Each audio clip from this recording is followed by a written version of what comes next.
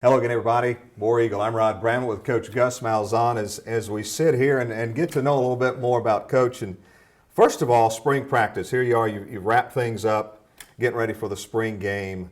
What were some of the things coming into this spring that you wanted to accomplish in getting ready for the fall? Well, our number one goal is to get our edge back, that physical toughness, that mental toughness, and we've strained our guys extremely hard in the spring. It's been good.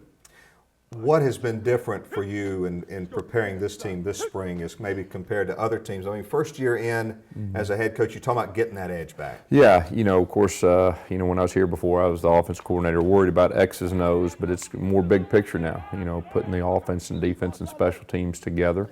And very, very proud of our coaches. They've done an outstanding job this spring and really looking forward to working with them. Happy with what you were able to get done? I know you have good and you have bad days. That's the way it always is, but pretty happy? Well, the good thing is we learned a lot.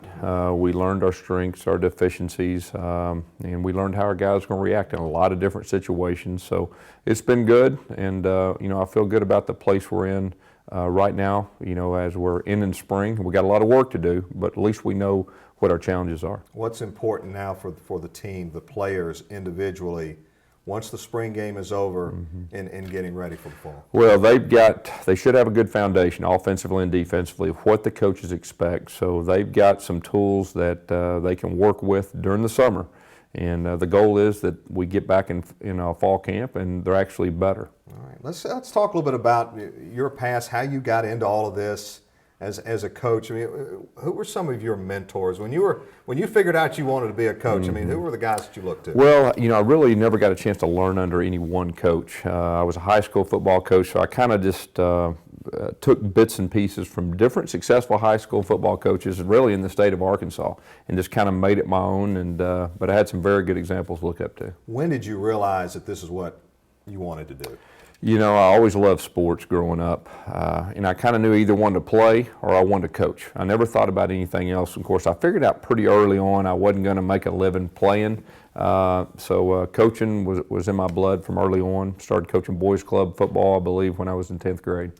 How quickly did you know that this style of offense that you run, this fast-paced offensive style, I mean, when did you know this is what I want to do? This is how I want to run it? Well, as a coach, you're always looking for advantages. 1996, we started out a couple games running 3-play, no-huddle drives. We'd get great momentum. We'd go back to huddling.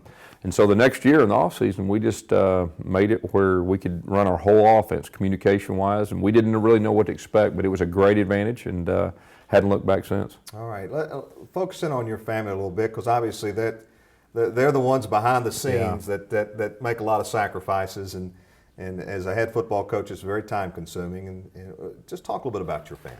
Well, my wife Christy, we're going to be married 25 years this May, and we do it together. This is our ministry. Got 2 daughters, Kylie and Kenzie, and we try to do as much stuff as we can together.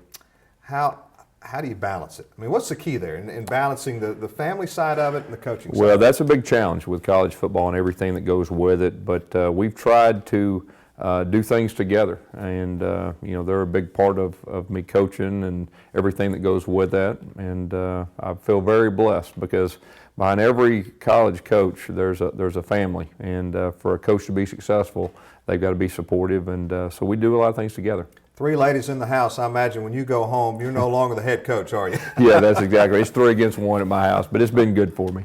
All right, what are some of the things you like to do? I mean, I know football is such a time-consuming thing for you, but what are some of the things you like to do when you're not around football? When I coached high school, I liked playing golf, but really since I've been coaching college, outside of football, I want to spend time with my family and just at home. All right, now tell us about this. The double bubble, the bubble gum thing. Is it true you got a big jar on your desk? Yeah, I've got quite a bit. That's kind of one of those things. It's kind of one of those habits that I have that I tell people it keeps me in rhythm. And Christy doesn't like it, but it helps me stay in rhythm, especially calling plays. All right, I'm sure your dentist really appreciates you chewing all that bubble gum, does he? Yeah, I tell people the first 2 or 3 games, after the game, my jaw's sore, the next day, but I get in good shape about game 4 and don't look back. what were some of the things you did when you were younger? Were you just a football guy, or did you like any kind of sport? You know, year round, I played basketball, baseball, football. You know, so I loved everything. And, you know, I started wanting to be a coach, I think, you know, when I was early on, but I coached just about every sport possible in boys club. And, you know, the last year just started really liking football and ended up being a football coach. You've been around this league a while, and there are great traditions at every school, but it seems like Auburn, they have certain traditions that are just special. I mean, when you look at game day and the traditions, I mean, what's your favorite thing first about game day? Yeah, of course, traditions, you're exactly right. It makes this place special. But for me, game day is the fans. There's no better fans in college football than Auburn fans. And to be out on that field, and that's a real special feeling with the fans. It's amazing, the passion. I mean, you know, we Yeah. talk about it a lot, and every school's got them, but it just seems like everywhere I go and talk to other folks at other schools, they say, you know what, one of my favorite places to go to is Auburn because of the fans and the passion. Yeah, that's exactly right. The passion's second to none. And I'll tell you what, our fans are educated too. They know when to get loud and when to get quiet. And there's not a whole lot of stadiums around the country that have that figured out. You hear the word or the phrase Auburn family a lot, and it's talked about a lot. What in your mind, when you hear Auburn family, what do you think makes it so special? Well, it's just that bond, and it's, you know, I try to explain it to people, but until you're in the middle of it and you feel what it feels like to be around Auburn people, it's just a special feeling. All right, first time ever on the Auburn campus. I mean, I remember the first time I ever was here. My mom was late finishing college in her life, so it was in the early mid-'70s, and it was a lot different then than it is now. But I remember the first time I was ever on the Auburn campus. Tell us about your first experience. It was 2006 when I was the office coordinator of the Arkansas Razorbacks, and we came in here, and I think it was an early 11:30 kickoff CBS. And what I remember is how loud it was. And after the game, we actually won that game. But the class of the fans, and I even talked to Christy afterwards. She said, that place is special. There's something different about that place. So when I had the opportunity to come back, I was really looking forward to it, you know, in 2009. Looking forward to having you around for a good long time, Coach. Appreciate your time as always. Thank you. Coach Gus Malzahn with us, and you can watch this interview in its entirety, along with all of the assistant football coaches' interviews online at auburntigers.com.